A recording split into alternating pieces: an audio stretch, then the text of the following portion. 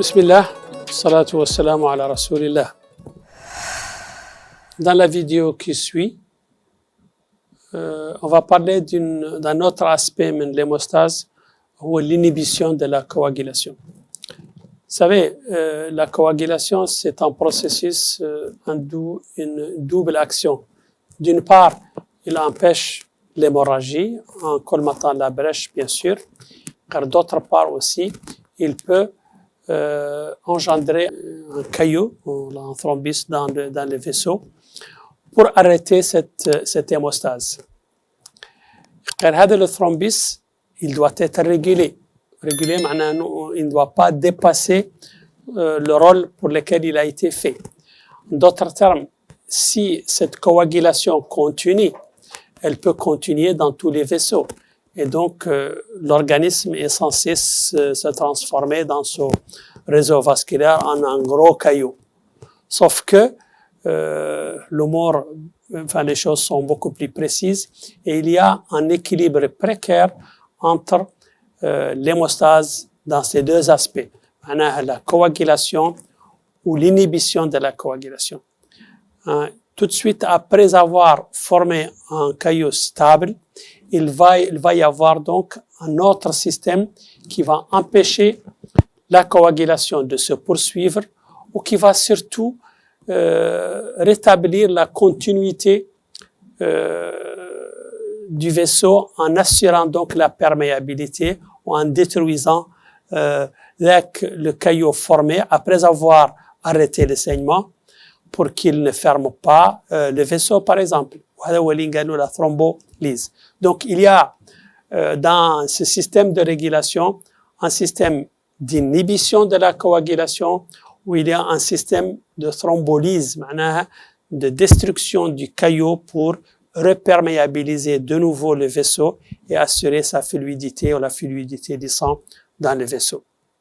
Alors, la coagulation, comme c'est un équilibre, l'équilibre entre des situations procoagulantes qui favorisent la coagulation, qui les lésions, les facteurs tissulaires, la phase contact, quand c'est nécessaire. Ça, c'est les facteurs qui vont enclencher, activer, débuter la coagulation pour arrêter un processus, pour réagir à un processus. Mais il y a aussi tout un processus qui consiste à inhiber la coagulation pour que cette coagulation ne dépasse pas ses limites ou pour qu'elle ne devienne pas pathologique. Ou pour cela, pour donc inhiber la coagulation, on dispose dans l'organisme de 3 systèmes inhibiteurs qui régulent donc cette coagulation.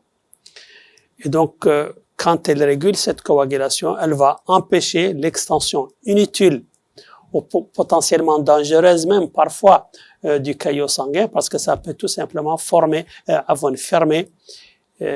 vaisseau et engendrer une ischémie, un infarctus.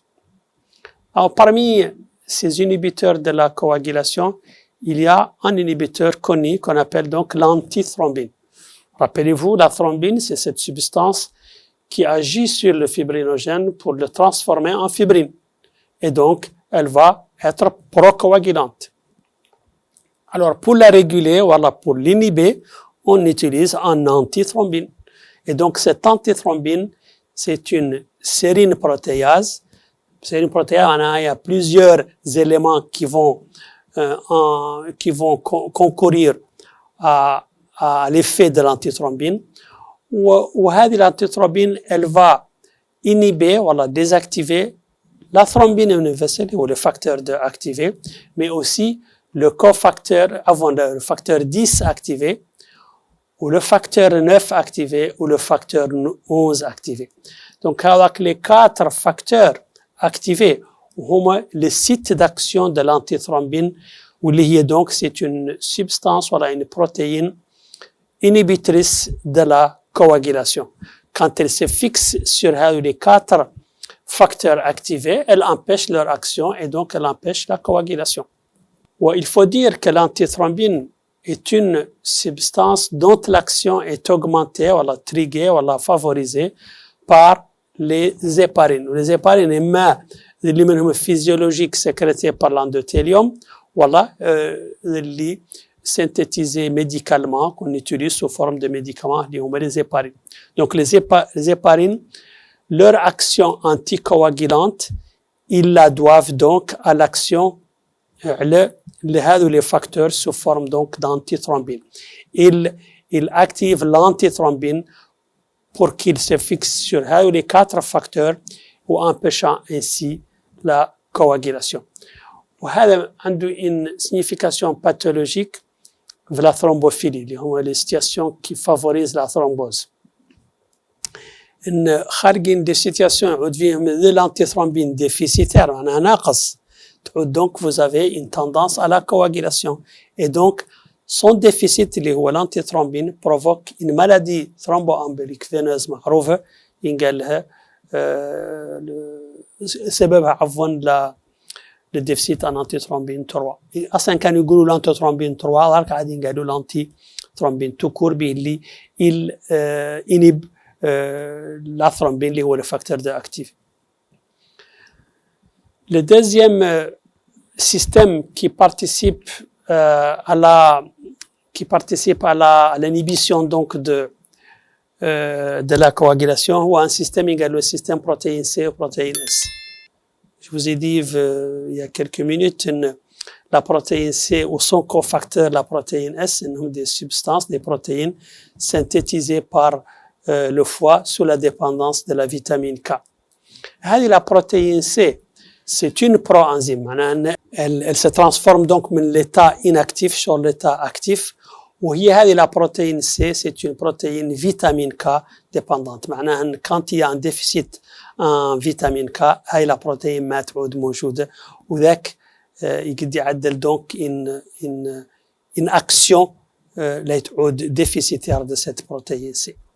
Donc la protéine C est un puissant inhibiteur du facteur 5 activé ou du facteur 8 activé. Vous vous rappelez peut-être que le facteur 5 ou le facteur 8, des proenzymes, c'est pas des facteurs de la coagulation. Ce sont des cofacteurs. Ils agissent en symbiose ou ensemble avec d'autres facteurs. Le facteur 5, par exemple, il agit, c'est un cofacteur du facteur 10 activé. Mais le facteur 8 activé, c'est un cofacteur du facteur 9 activé. Donc, il y a des facteurs de la coagulation en tant que tel. Il y a des cofacteurs d'autres facteurs. Le 5 avec le 10 ou le 8 avec le 9. Les deux cofacteurs, ils sont puissamment inhibés par une protéine qui est la protéine C. Donc, quand la protéine C inhibe les facteurs, bien sûr, elle va inhiber la coagulation بهذا البروسيس. Son action اللي هي la protéine C عادة amplifiée ولا augmentée par son cofacteur اللي هو la protéine S. وزاد هي اللي هي la protéine S qui est cofacteur de la protéine C est une protéine vitamine K dépendante. Donc, je dois dire que la protéine C a des récepteurs exprimés à la surface des cellules endothéliales. La protéine C, quand elle est activée par le facteur 2 activé, la thrombine, elle sera donc fixée sur une protéine, un ensemble, la thrombomoduline. La thrombomoduline, elle permet au facteur 2 activé de générer une protéine C activée, l'anticoagulant. Donc, l'endothélium activé, quand il est actif, quand il est activé, il va donc internaliser la thrombomoduline. On dit que la thrombomoduline, elle va exprimer le facteur tissulaire et donc favoriser ou être un facteur procoagulant. بينما la protéine C, elle est inhibitrice de la coagulation. Donc le déficit en protéine C واحد من son cofacteur اللي هو la protéine S, هذا يعتبروا زاد هما des situations à risque de thrombose ويجبروا في la thrombophilie اللي كنت نقول لكم قبيل واللي فيه un déficit en antithrombine 3 ولا en protéine C ولا protéine S. أخيرا le troisième inhibiteur de la coagulation هو un inhibiteur ينقالوا le tissue factor pathway inhibitor معناها l'inhibition qui concerne le facteur T cellulaire والله qui emprunte le facteur T cellulaire والله عن طريق le facteur T cellulaire. وهذا le facteur T cellulaire rappelez-vous هو le facteur qui déclenche la phase extrinsèque de la coagulation. Donc il va activer le facteur 7 avec le 10 ou le 10 مع le 5 ومع le calcium ou les phospholipides, il va provoquer donc l'activation du facteur 2, un facteur 2 activé, ou il va agir sur le fibrinogène transformant en fibrine, ou le fibrine هي اللي تعود la phase finale de la coagulation. Donc le facteur tissue factor pathway inhibitor ونقولوا le TFPI هذاك un inhibiteur naturel de la voie d'initiation de la coagulation il inhibe habituellement il fixe un ensemble vie le facteur 7 ou vie le facteur T cellulaire ou vie donc le facteur 10 activé. Donc يعدوا لنا un ensemble ينقالوا TFPI اللي هو هذا le facteur ومعاه le facteur 10 activé ou le facteur T cellulaire ou le facteur 7. Avec le complexe, c'est un complexe qui va inhiber la coagulation. أخيرا la fibrinolyse. La fibrinolyse est le processus qui consiste à lyser ou à détruire les filaments de fibrine.